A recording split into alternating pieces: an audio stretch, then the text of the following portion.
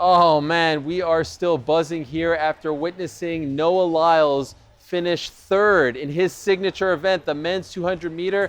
Oh my gosh, this man has not lost in 3 years. Anytime he has raced in this event, he finishes with a bronze. And how about Botswana coming in first? Letsile Tebogo with the gold medal.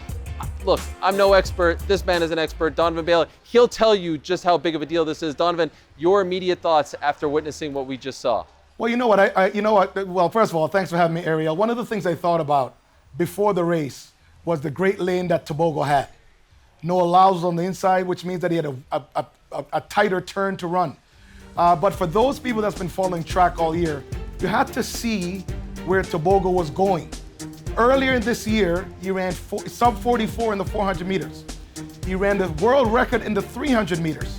And then he dropped down and ran 9.8 in the 100 meters. So what he did today, Ariel, is absolutely no surprise to me. He executed the perfect race, and man, I mean, you know what? Coming off the turn, Noah would have had to, he'd have to dig so deep to even try and catch him. And you can't just run down a guy who's running 9.8. When you say executed the perfect race, what do you mean by that?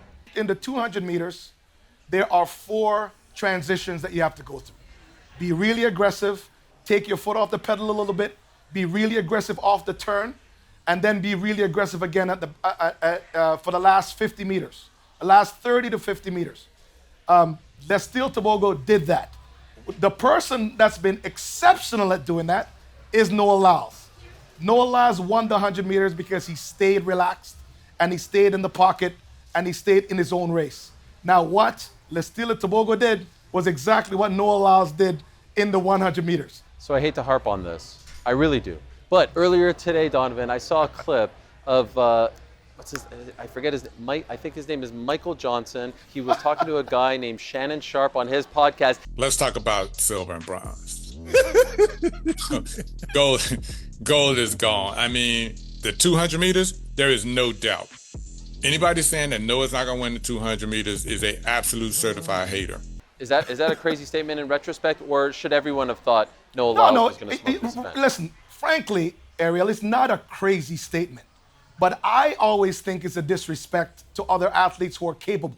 I mean, I heard the same thing that I couldn't beat a certain person. I heard the same thing that our relay team in Atlanta had no chance to win gold. And I'm like, do you know who's anchoring? Do you know who's running first leg? Do you know who's running second leg? Do you know who's running third leg? There's no chance we're going to lose. Now, obviously, if Michael is making a bet, as an American, he has to make a bet on Noah Lyles. And what Noah Lyles have done, obviously, he's triggered the insecurities in a lot of the athletes that he's competing against. The 200 meters is not that way. Tebogo is unafraid of anybody. And so in your expert opinion, Donovan, who's the fastest man in the world right now? Is it Tebogo? Is it Lyles? Is it someone else? Well, the fastest man in the world today is still Kashane Thompson. The fastest man in history is still Usain Bolt.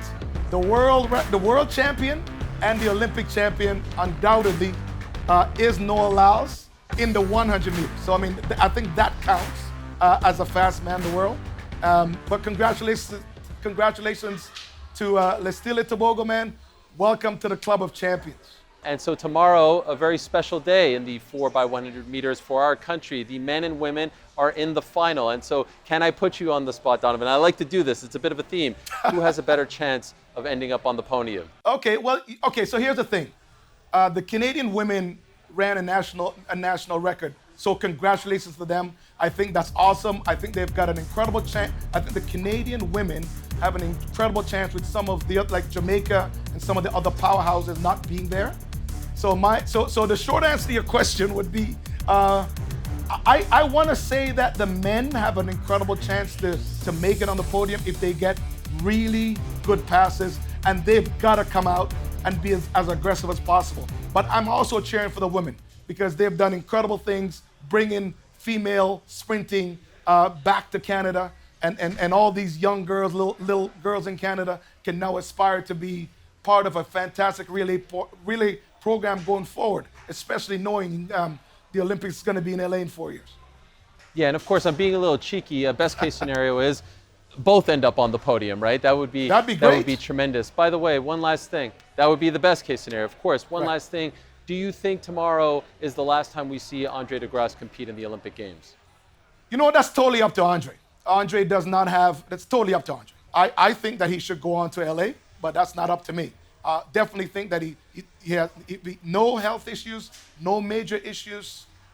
You know what, I wouldn't put it past him. I mean, I think he should continue. As long as he's winning, as long as he can run sub 10, sub 20, you know, that's what a professional does. I mean, he knows he can travel the world and go to the Diamond Leagues and also go to major championships and still make a fantastic living. So why not?